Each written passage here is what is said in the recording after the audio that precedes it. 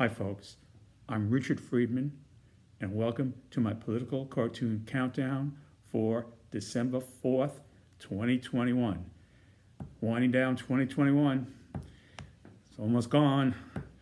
Okay, I'd like to welcome you back after Thanksgiving. Hope you had as good a Thanksgiving as you could possibly have had under the circumstances and things that are happening. And I don't want to dwell on that. I'm just here today to show you what's going on, make you think and give you a laugh. And so let's have a go at it. Like I always like to do is before we get into the cartoon countdown, which is this week the top 5 cartoons on Twitter, the most impressions in order, going from number 5 to number 1 of the week. I'd like to do some flashbacks from my books that I've written over the years, political cartoon books. And if you ever want to go and look at them or purchase any of them, you can go to richardsbooksofpoliticalcartoons.com. No apostrophe on the S or any kind of punctuation or spaces. Just richardsbooksofpoliticalcartoons.com. And you'll find my cartoons and videos and just like a political Disney World of cartoons. No tickets needed. Okay, so this is from, I took this out of 2019. This is my 2019 book here. You see the White House in the background. That's one thing, no matter who's in the White House never changes. It's always the White House, you know. There it is, the White House. I took that as a cover in 2019. Now this was a cartoon from, I'll show you here. This is December 3rd. Today is the 4th, so December. There we have it. Okay, bring it into focus.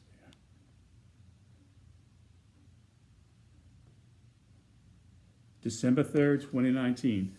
Just like 10 minutes ago, 2019, he'll go into 2022. Time. Okay, here we go with the cartoon.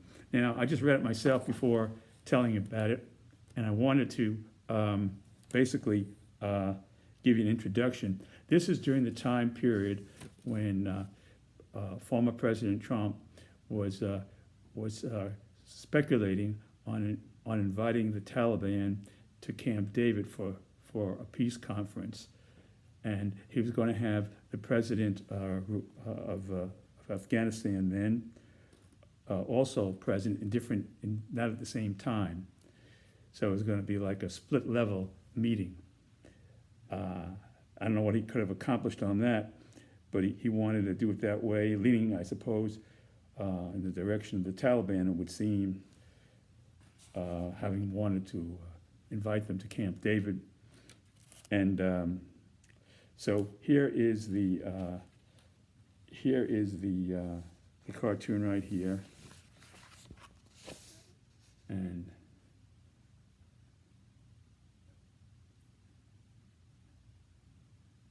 there's President Trump on the golf course. Here's Lindsey Graham in the golf court. You know, there are the palm trees. And there goes the shot. There goes the ball. There's the golf ball going up there. And there's Lindsey looking up, make sure golf ball don't hit him. He's looking out for that golf ball, you know. And there's President Trump just took his swing.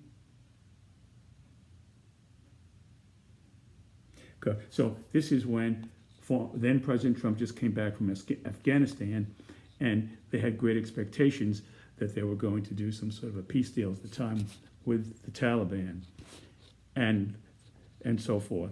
So what happened was that basically then President Trump came back empty-handed, and they couldn't resolve anything. So the meeting at Camp David never took place because there was a car bombing, and then President Trump decided to call the whole meeting off after there was a car bombing in Kabul. So that meeting never took place because of that. You know, we might have had a historic meeting with the Taliban at Camp David had it not been for that car bomb in Kabul. You know, that made some photo op. You know, okay, would have put me to work. Okay, so here, well, here it is. Here's the cartoon. Okay, there it is. Okay, Trump returns to Mar-a-Lago after Thanksgiving with the troops in Afghanistan and meeting with Afghan president. Then hours later, as he comes back, heads to Trump International Golf Club in West Palm Beach, that's his club, on the course. The president's thoughts, what he's thinking about his announcement to follow that came as a surprise to the Afghan government, who said neither the Taliban nor the government of Afghan president indicated a ceasefire was near. So apparently, from this cartoon, at the time, then President Trump intimated that there was a deal coming forth, and neither party acknowledged that there was a deal. So you could speculate either way on that one. I'm not going to second guess anybody here. I'm just giving you the facts.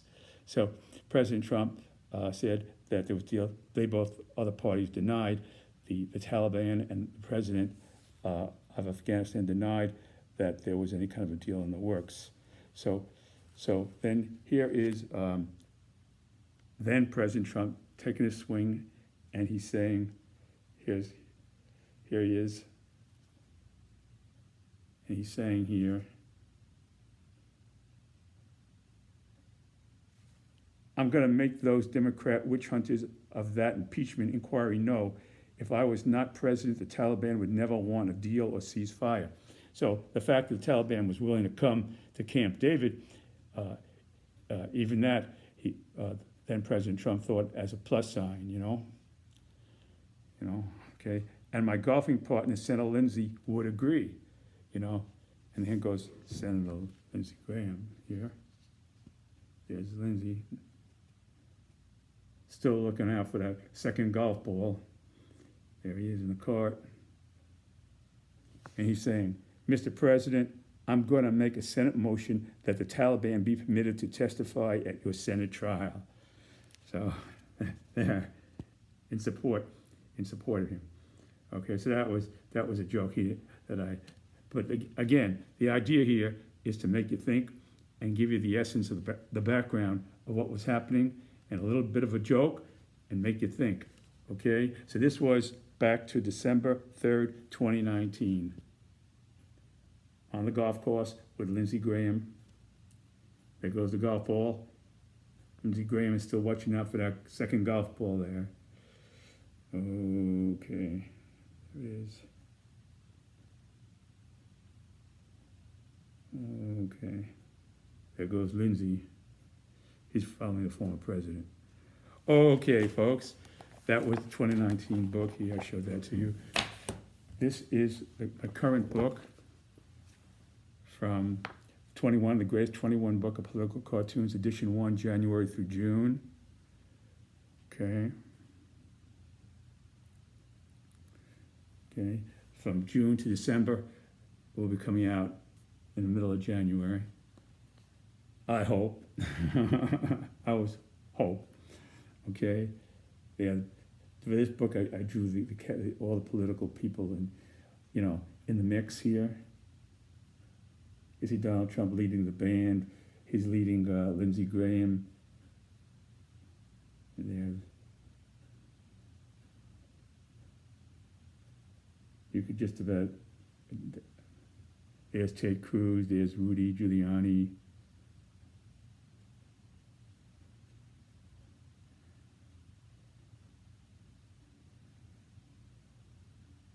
Okay, so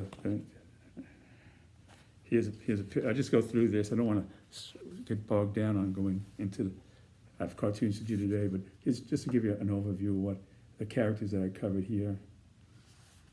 That's mansion in front of the Capitol.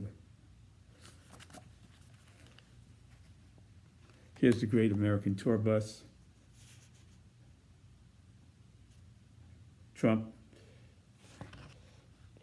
Great American Tours. He was saying the people were wonderful who came there So I drew a tour bus of of the tours that he chartered buses to bring wonderful people to the Capitol that day, and I just drew that. Okay. Okay. Yeah. Here is this is the 2020 book right here, and let's just pick out one here. Well,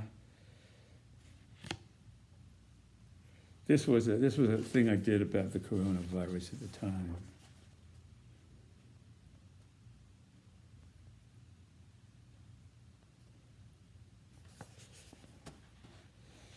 And let's see.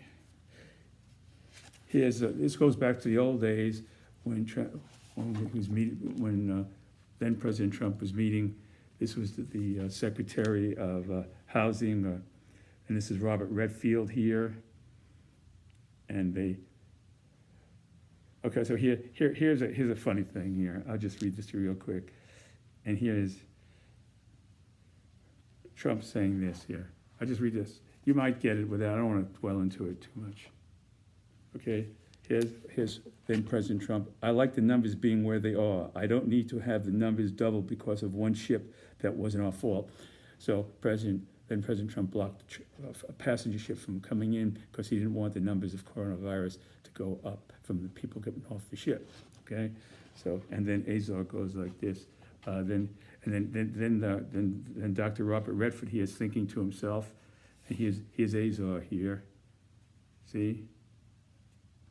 Take a good look. Okay, and then Azar thinks to himself, and then the doctor, the doctor here, thinks to himself as Azar is standing over here. They're all both of them together. This is Secretary of Health and Human Services here, and this is the science advisor, Dr. Robert Redford, CDC, head of the CDC at the time, and he's looking at Azar and looking at Trump, and he's saying to himself, Azar looks like he's going to give Trump a big kiss. I hope he waits till back in Washington we've had enough numbers of germs around the CDC for today. Okay, so there. And there it looks like Azar puckering his lips a little bit there. You know, I just did that for a special effect. You know, so anyway, I try to bring out the make it as real as I possibly can when I draw these cartoons. I go to great lengths, spend a lot of hours putting these cartoons together. It doesn't come easy, you know. It doesn't come easy at all. It's like a lot of work. So there it was back then.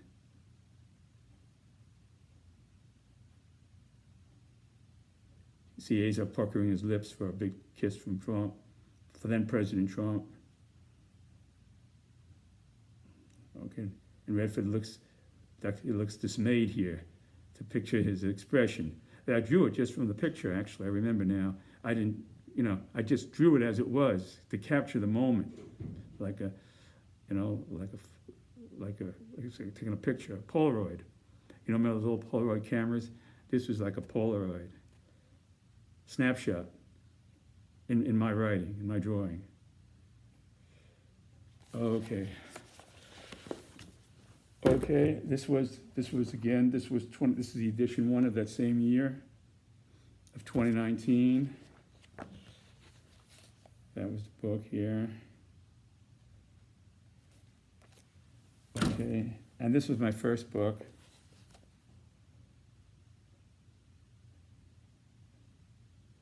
This book was the largest book I did because it encompassed before the election of 2016. So I had a section on the Democrats and the Republicans, candidates running.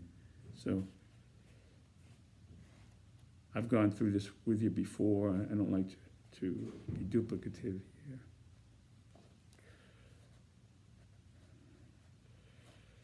All right, let's see, pick out one. Oh, this is Nikki Haley. Nikki Haley at one time was really speculated to be the next to run for president at one time before she hitched her wagon to then President Trump. Before she hitched up the wagon, she was looking pretty good. She was at the UN and looking pretty good. And here she opened her mouth and said something. And Nikki Haley, U.S. Ambassador to the United Nations, pushes back against White House claim that she experienced momentary confusion over the future of an additional Russian sanctions in response to Russia's failure to rid Syria of chemical weapons. So this is when we're having that trouble in Syria, April 17th, 2018. So then she says, this is here she goes, here goes Nikki Haley, and here's former President Trump on the roof, and she's shaking up the White House. Nikki Haley shaking up the White House and saying, I do not get confused. Very, very strongly put. I remember that. It seemed well, I don't know, the fire, the fuse went out there, you know. But anyway, that's Nikki Haley there. Tilting the White House, former then President Trump on the roof, you know, getting angry. Okay, Nikki Haley. Okay, folks. All right, let's get to the countdown. All right, numero 5 de la semana, number 5 of the week. Okay. Here we have, this is a cartoon I just did pretty recently, and so it's like, lower on the numbers. So it could be number 1 in another week, who knows? So it's just rising up there now. So here I have this former President Donald Trump would-be booster tweet. This is a booster tweet. Here's the booster shot. Well, this is a booster tweet from President Trump. A would-be booster tweet, had he been, tweeting now. A would-be booster tweet. After Trump War Room Twitter account Christie tweet. So the Trump War Room put forth a Christie tweet about the low sales, relatively low sales of the book Republican Rescue, which is what Christie just wrote the book. It just came out a little while ago. I don't know how long, but relatively recently, and authored by he was the former New Jersey governor, Chris Christie. You see, and he's come out with this book called. So in other words, you could pretty well. He doesn't want to give it away, and he's not going to commit himself to running for the presidency. But the fact that everybody who wants to be president usually comes forth with a book, as an introduction to themselves to get the word out there, They usually come forward with a book, and his notion is I'm making assumptions now. I'm not saying this is true or not true, just assumption I've made that the name of the book, Republican Rescue, is that he's going to rescue the Republican Party from Trump. That's that would be the logical way, right, to think about his book, the aim of his book, and get the nomination for Republican nomination for president in 2024. So that would be the logical way of thinking about that book. And but I'm only just surmising here. He hasn't committed to saying that he's going to run or anything like that. He's leaving it up in the air. But the book is here. The book is out. So the Trump War Room saw that, and they put forth a tweet that here it is, the tweet. And well, first let me get through with the introduction. Okay, Giving Christie recently he wrote this book. Giving Christie recently told a CNN host, and they put out the tweet. See, the Trump War Room got a little upset, to say the least, with Chris Christie for this event of an interview that he gave to a CNN host, and where Christie said this, and this is why probably the Trump War Room took it as an act of aggression, and they fired a torpedo at Christie, amplifying the fact that his book was not selling that great, relatively speaking. Okay, it was certainly not a bestseller that he hoped it to be. Okay, so So Giving Christie recently told a CNN host, quote, "It was a red line. He used the word red line. Watching then President Trump, quote, standing behind the seal of the president and saying the election was stolen, and not one piece of evidence to support that." So Christie was reflecting on election night before, I don't think the election was even over yet. And he was at his home or office, wherever he was, and he was watching this, and he said, Christie said this, I heard him say it, I got sick to my stomach. He said, I got sick to watching that. So he was upset about that, that was his opinion, I'm just giving you the facts here. He said that, okay? I don't want nobody jumping down on me here, coming out of the woodwork. So that's what Christie said, okay? All right, now, here is the Trump War Room tweet right here. Okay, there is then President and Trump, the way they represented then now former President Trump right here with his fist, two fists clenched, looking very powerful with his red tie and the American flag there.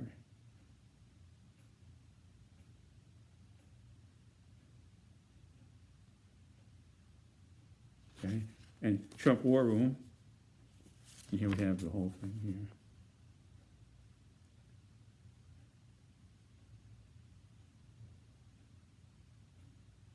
Okay, Trump War Room, Christie's book on how to save Republicans, how to save sells paltry means a few, not too successful book, 2,289 copies. Okay, and here goes, here it was here.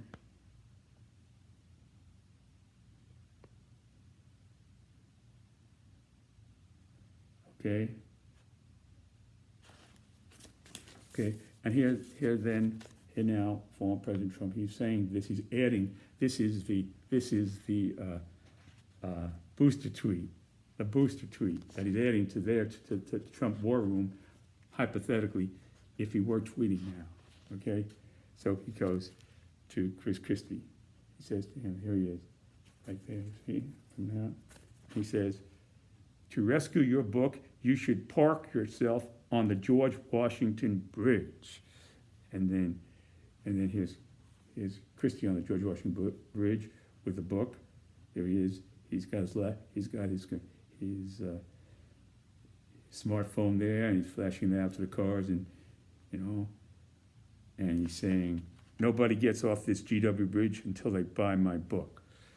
Okay, and so there he is. He's blocking traffic in both directions on the George Washington Bridge.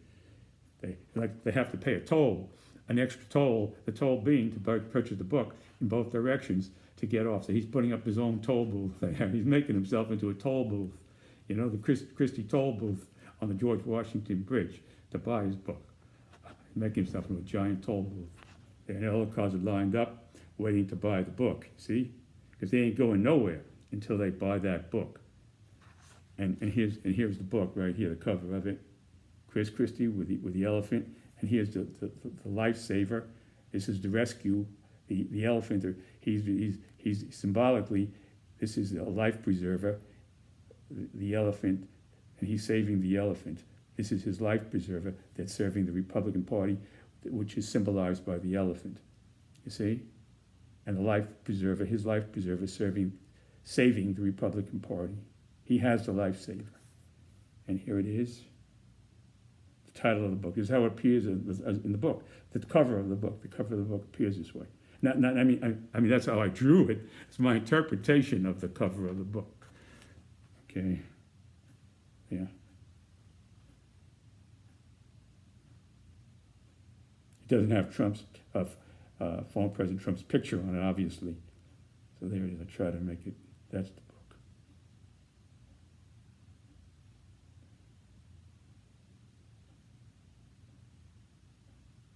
Okay, and there's the George Washington Bridge. Christie operating here as a toll booth, to get his book sold. Okay, that was número 5 de la semana. Número 4 de la semana, or 4 of the week. Here we have Bill Barr. Now he's watching here. It's Bill Barr. William Barr, former Attorney General in the Trump administration, watches the former president promoting his new book, Our Journey Together. Everybody has a book. Everybody in the Trump administration has a book. If you're nobody, if you don't have a book, you go, Our Journey Together. Quote, that's quote, Our Journey Together, the book. Given the book to be released next month includes more than 300 photographs. Okay, I'm sorry. This is, no, this is not William Barr's book. Okay, this is William Barr, former Attorney General in the Trump administration, watches the former president promoting his new book. So this is I'm correcting myself. Our Journey Together, which is former President Trump's newest book coming out. Again, he's running. It looks to me like he's going to run. Anybody who comes out with a book, I just got through saying, looks like they're going to run. So this is former President Trump's way of presenting a book without having to write it, because all he has to do here is show the pictures. He's showing pictures with captions in the bottom. So all I have to do is get the people put together, and he writes his own picture. You know, there's so and so, there's so and so. You know, you know, there's crazy Nancy, you know, nervous Nancy, you know, and all that kind of stuff. Okay, so given the book to be released next month includes more than 300 photographs, along with captions written by the former president, and Barr thinking back to his statement, quote, to date, we have not seen fraud on a scale that could have affected a different outcome in the election. That's quote. That was his words. He said, to date, we have, this is before, right after the election, and Barr refused to partake in any further investigation. He said there were some irregularities, but none that would have tilted the election, changed the results of the election. You see here? So what's happening here is that Trump held this against him big time, and he was out pretty soon thereafter. He was out, replaced by Rosen. Oh, okay, we said enough there. Okay, so here we got him watching this now, you see? And he's thinking to himself as he watches this presentation of former president's book, and here he's watching this, you see? He's watching this, you see? He's at home or his office, wherever he is, watching this. And he says to himself, I could just see my photo and caption for not being bullied, because that's what he said. He said he's not going to be bullied, and he's going to stick to his guns this time. But, you know, he's not going to be bullied, and he's going to hold his ground on the fact that there was no evidence of significant election fraud. Okay, so then here we have. Okay, so here we have this scenario here, where this picture. This is a picture in former president's book that he's gonna put in the book. Okay, a picture of the book, hypothetically speaking, that I made up. Okay. And here's Gretna, Barr, out this F ... door. You see? See if we can get that in. Okay. And then Barr says, yeah, okay, here's Barr. And he says, Mr. President, can I have a last farewell White House lobster dinner? I like seafood. Barr likes seafood. That's true. He likes seafood. Okay, can I have a last lobster dinner? White House lobster dinner he wanted. So here goes here's President Trump over here, up here. This is from the book, hypothetically, that I made up. I say that. Okay, Barr, you are a disappointment in every sense of the word. Get a job at Red Lobster yourself. If you want Red Lobster, if you want lobster, get a job at Red Lobster. You know, cooking the Red Lobster, cooking the lobster. You know.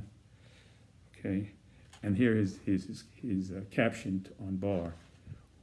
From his own words, President Trump's own words, then former President Trump's own words. Weak and pathetic Bill Barr.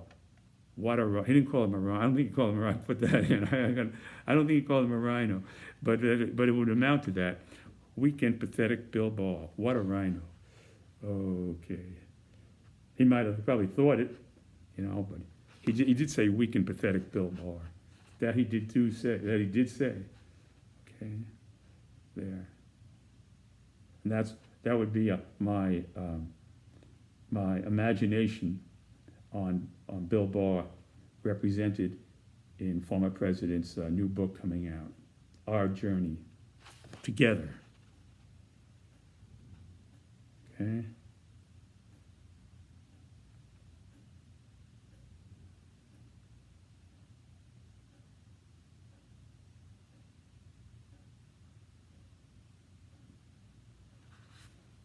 One last shot. Here he is.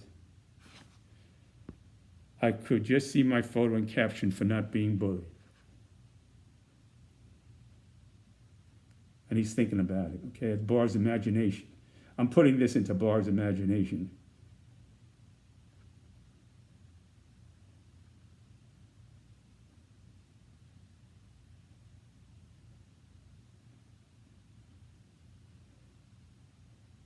There he goes. Okay. Okay. Número 3 de la semana, number 3 of the week. Here we have Kevin McCarthy here. Okay. Now, this is something I also kind of dreamed up. Very well possibly is what's happening inside of his brain here, of Kevin McCarthy's brain. Because if anybody has a conflict, political conflict in Washington, it sure is McCarthy. So inside the conflicted brain of Kevin McCarthy, Republican, California, the House Minority Leader watching the tweeted apology of Representative Lauren Boebert, Republican, California, to Representative Ilhan Omar, Democrat, Minnesota, for joke casting Omar as a possible suicide bomber. Some joke, okay? That's nothing to laugh about. But again, I like to make you think, and where possible, I inject a joke, not to make you forget and think of this as a comedy, but just to laugh and cool it, and then think about it, okay? That's my objective, is to get you to think and laugh at the same time, and just cool it, you know? I'm not trying to, you know, come from any political direction, okay? Somebody asked me the other day, Rich, I read my cartoons a lot, and I don't talk to them too much, but they read my, said, who you're voting for? I read your cartoons, but I still can't figure out who you're voting for who you're going to vote for in 2024, you know? So I said, well, that means I'm doing a good job with my cartoons if you can't tell who that is, and I just leave it that way. But you use imagination, okay? So there you have it. That's like the proof of the pudding right there, you know? So anyway, okay, so for a joke casting Omar as a possible suicide bomber, McCarthy's solution to his conflict between Omar and Democrats and former President Donald Trump and his allies.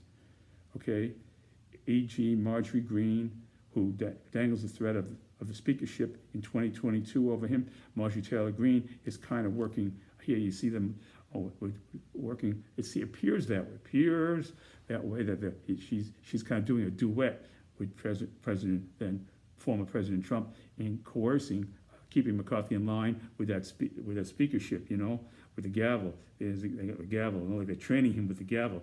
You want your gavel back, you want your gavel, you know, over him. Who dangled the threat of the speakership in 2020 over him. Because if the these political experts all saying the Republicans are going to take the House in 2022 for the midterm elections, and once that's out, McCarthy wants to get back into his shoes as Speaker, you know, he wants that. Unless President Trump should decide that he wants to run for Speaker, they'll elect President Trump as Speaker. You know, in the House, that's like the people's house. Anybody could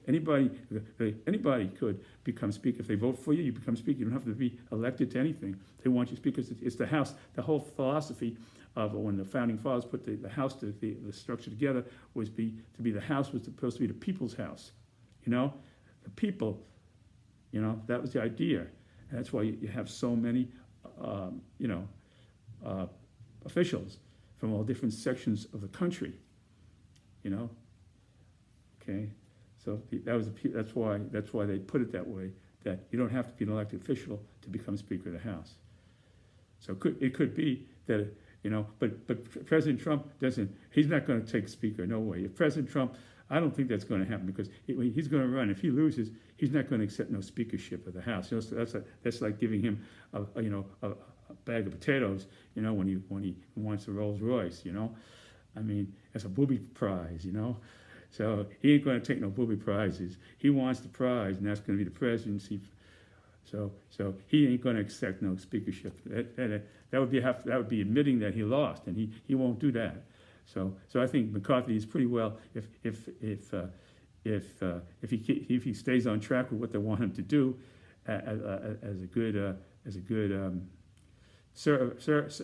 servile, then he probably will slip into those shoes again, okay? And Pelosi will slip out of her shoes. So there you have that. Donald Trump and his allies, Marjorie Taylor Greene, who dangled the threat of speakership in 2020 over him with respect to appropriate action by House leaders against Bobart. So they want McCarthy to take some kind of a disciplinary action against this Bobart, character here. So I don't want to get into taking sides here. I'm not trying to get you the joke and make you decide on what you want to think about this thing, okay? So let's go at it. So here is here she is, Representative Ilhan Omar in this cartoon right here. She starts it off here. Here she is. And she says, I urge House leaders to take appropriate action, meaning against this Representative Bobart for saying that, that she felt safe in the elevator, basically, I believe, if I recall, because Omar didn't have a backpack on, and she said, oh, it's cool, she doesn't have a backpack, I think we're going to be all right. I mean, in some way, that's something to say, So anyway, but again, you decide, okay? So, and then we have here former President Trump and Marjorie Taylor Greene, and one side of McCarthy's brain here, okay? This is his right side of the brain, of McCarthy's brain, okay? There you can see Trump, fire, red tie there.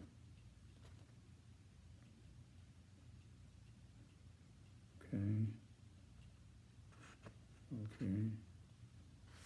And there was Omar.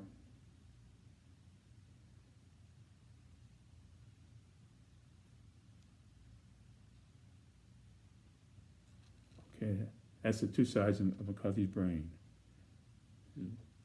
Because Omar represents a lot of Democrats who want McCarthy, to discipline this Bobart representative for saying those things and putting on a spectacle like that. Not only does the people in China must be getting a kick out of that when they see what we're doing. That's the only thing I am going to say. It don't help us with China or Russia. They think we're all disunited. We don't know what we're doing. And so we can do anything we want in this world now.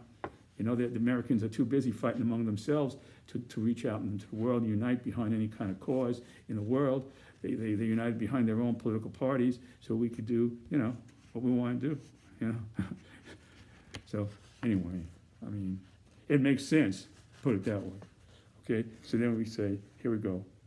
And then here is former President Trump saying,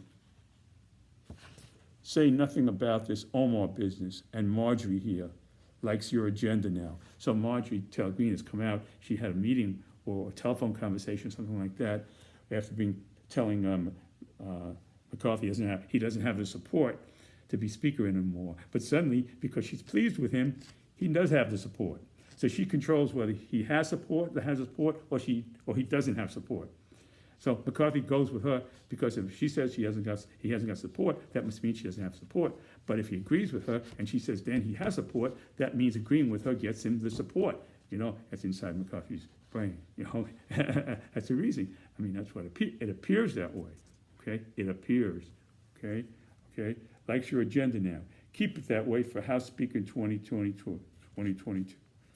Okay. Now here is Representative Beaumont, also on the other side of his brain here, in McCarthy's brain here. There's Representative Bobart, and here's her apology. I apologize to anyone in the Muslim community I offended with my comment about Representative Omar. I have reached out to her office to speak with her directly. We know where that conversation ended. There are plenty of policy differences to focus on without this unnecessary distraction. Okay, and there it was. And that was tweeted at 12:46 p.m. November 26th. She tweeted that. That's her tweet. Inside McCarthy's brain there, okay? In this cartoon.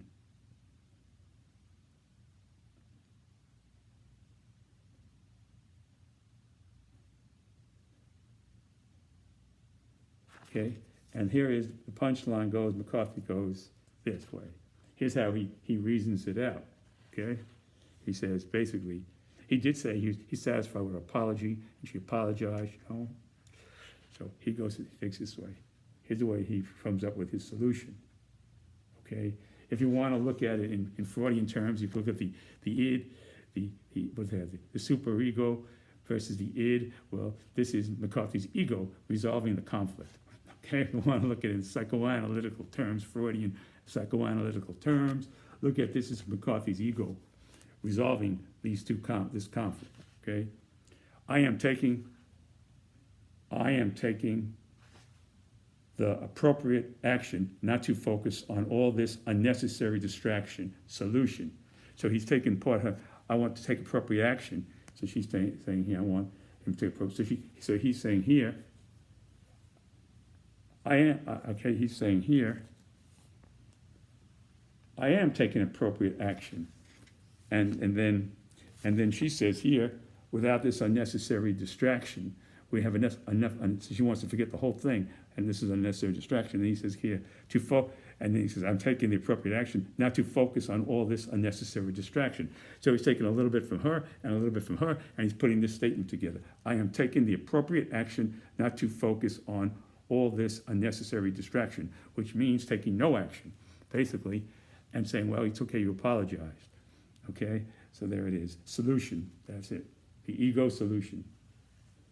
Okay.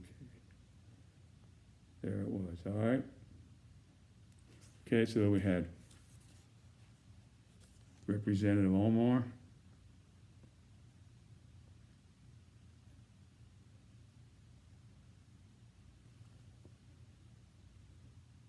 We had Marjorie Taylor Greene and former President Trump. We have McCarthy here watching all this unfold, thinking to himself in his brain. And we have Representative Bulbar here.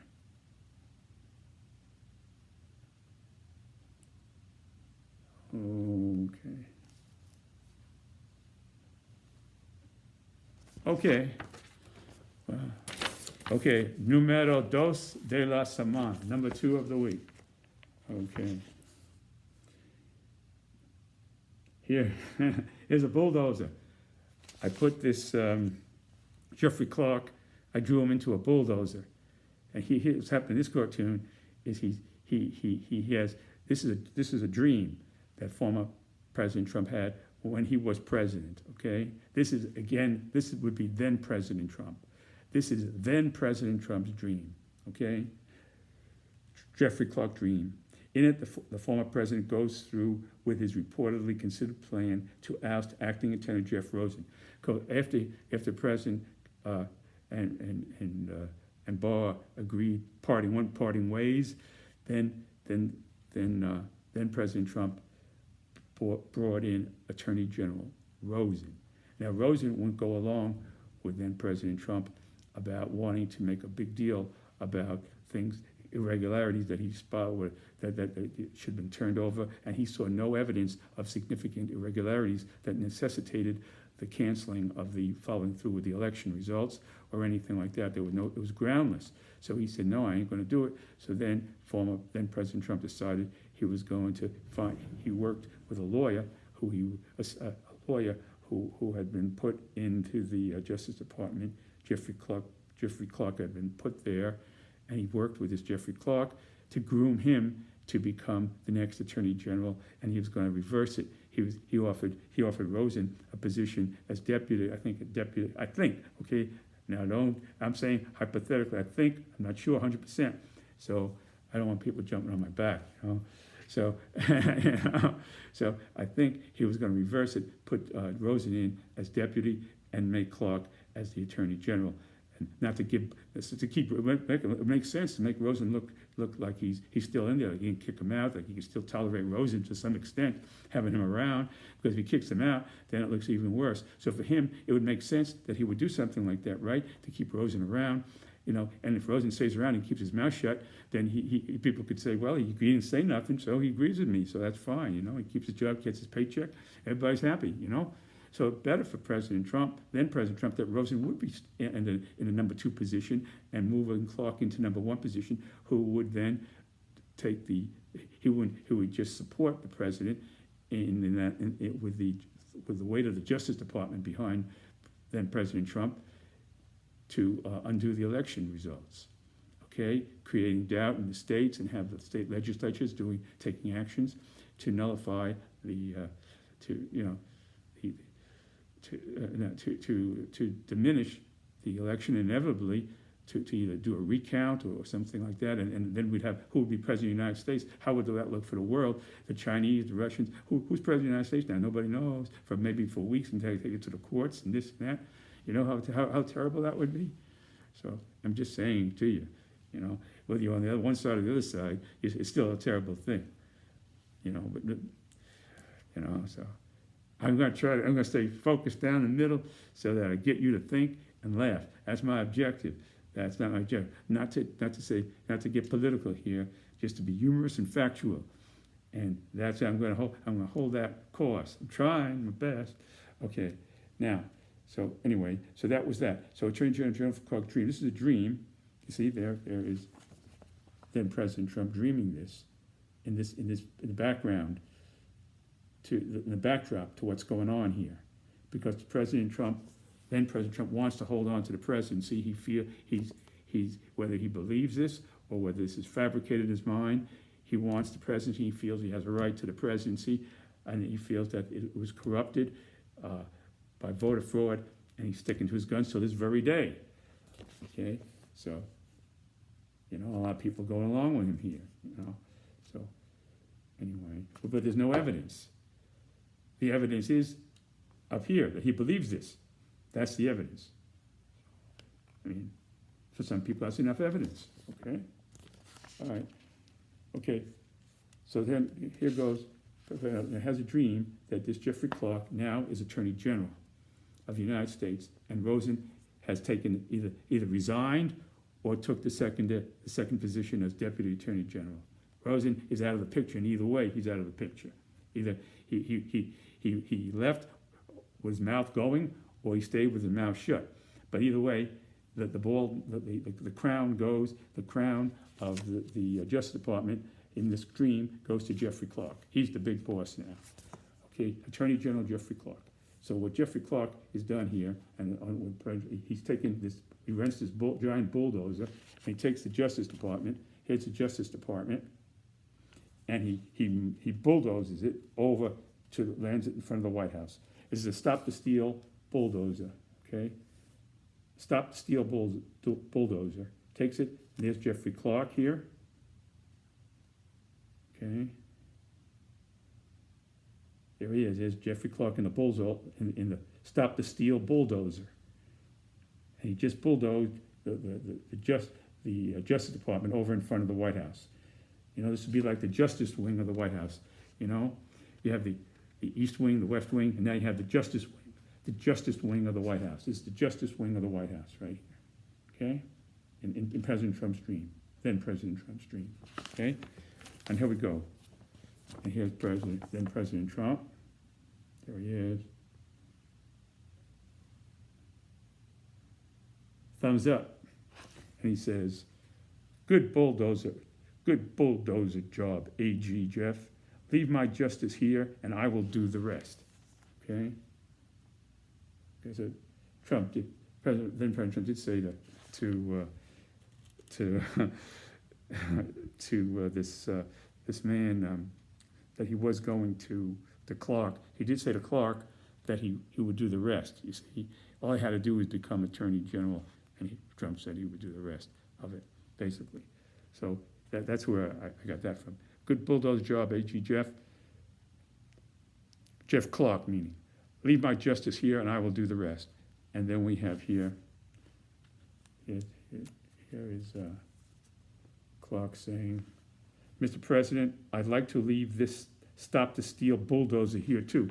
So he wants to leave the Stop the Steal bulldozer next to the Justice Department in front of the White House too. You've got Stop the Steal, very impressive, very powerful bulldozer there, Stop the Steal,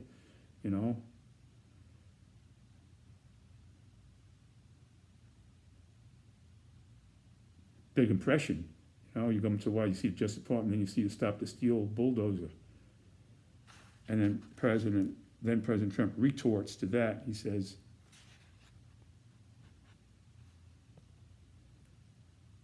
here it is. That goes in the parking lot for Rosen's corrupt people. Okay?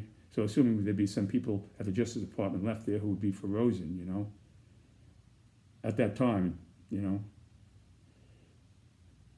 For the time being, they'd be there anyway. So he's going to put them in a comfortable position of putting this bulldozer into the parking garage, Stop the Steal on it, knowing anybody parks their car there, if they're not on board, their car could be under the Stop the Steal bulldozer, or bulldozed away with, or whatever, or somewhat damaged. I mean, again, I'm not saying this. I'm just imagining creating this dream for President Trump that he might have had. Okay, this is a dream. I ain't saying that nobody was conspiring this at all. This is a dream. Okay, a fabricated dream. We all have dreams. I have dreams all the time, and this is then President Trump's dream that I put together. Yeah, it's a good dream. Good dream. Sweet dreams. Good dream.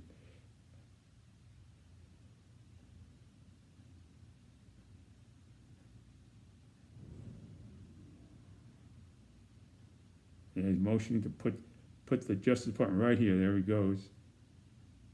Put it, set it down right here. That's perfect. Right where it belongs, right in front of the White House. Thumbs up.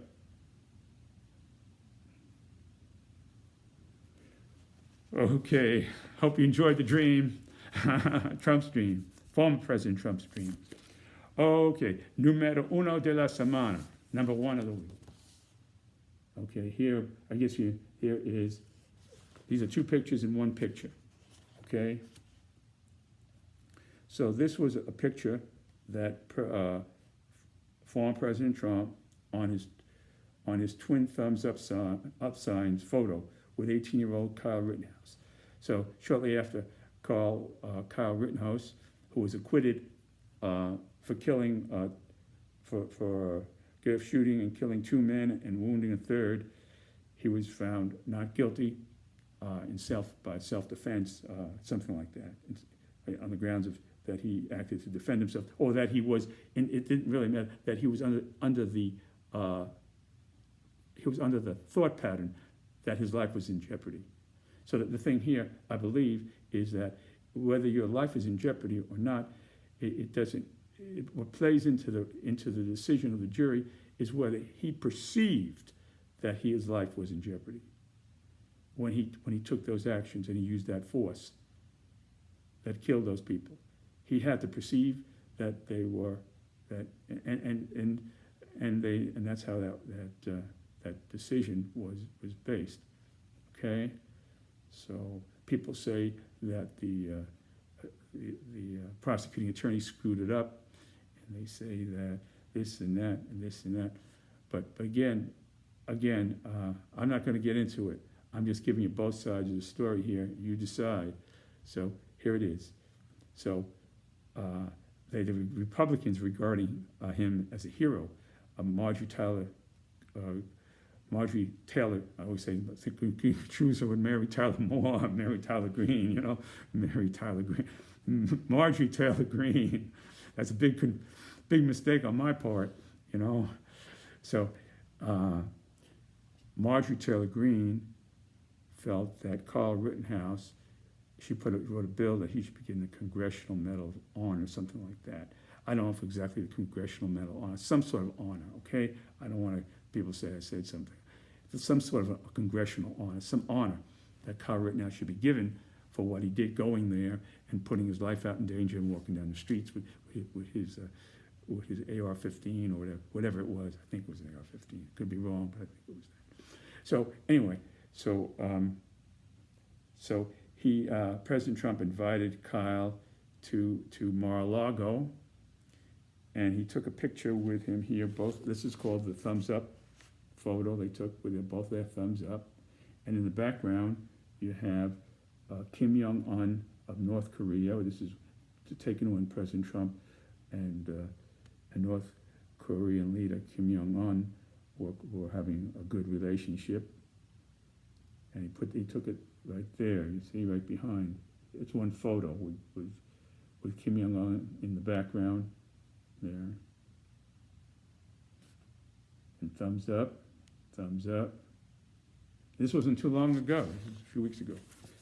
This was November 26th, not even that. November 26th. Okay, so former President Donald Trump on his twin thumbs up signs photo with 18-year-old Kyle Rittenhouse, who was found not guilty of shooting and killing 2 men and wounding a third during a racial justice protest in Kenosha, Wisconsin. That photo taken at Mar-a-Lago with a picture of then President Trump with North Korea leader Kim Jong-un in the background. Okay, so here you have it.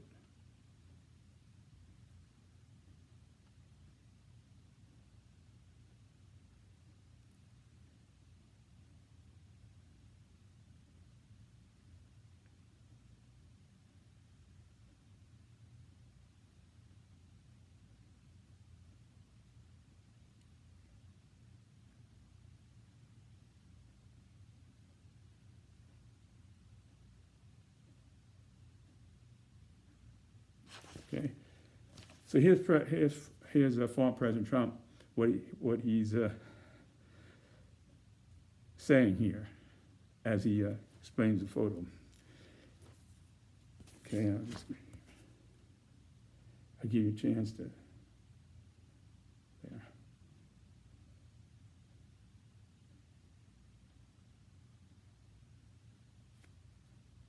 Okay, I'll read it and then I'll show it again.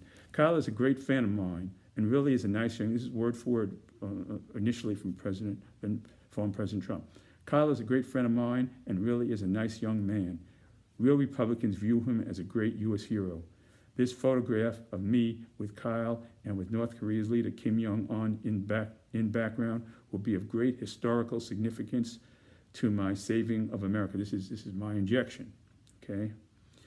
So this is my injection of what he could have been thinking, okay? In background, it will be a great historical significance, because why would otherwise would he take the picture like right over here? He couldn't just stop walking down the hallway, and it would be very, unlikely that it would be just a coincidence that he would stop by this picture, could have been Abraham Lincoln, or George Washington, or Dolly Madison, I think Dolly Madison, because I used to like her. There used to be a Dolly Madison ice cream when I was a kid. I used to like that ice cream, Dolly Madison. And it was explained to me that she was the first lady, Dolly Madison. Okay, I think she was the first lady. I just remember the name Dolly Madison somehow, Okay. It's just a funny thing, I just don't remember.